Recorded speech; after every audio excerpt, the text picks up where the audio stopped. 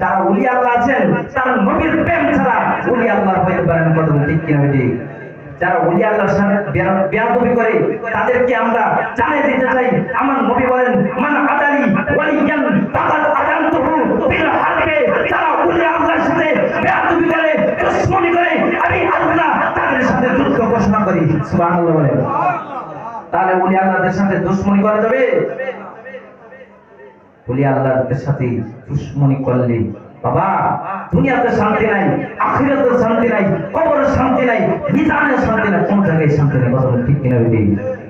সকলকে আল্লাহ তাআলা পূজা এবং আমল করার তৌফিক দিন। সকলে আল্লাহুম্মা আমিন।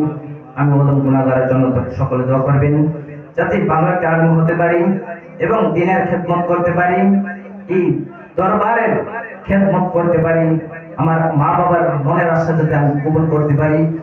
সকলের কাছে দোয়া চাই। আখির দাওয়ানা আলহামদুলিল্লাহি রাব্বিল আলামিন। আসসালামু আলাইকুম ওয়া রাহমাতুল্লাহি।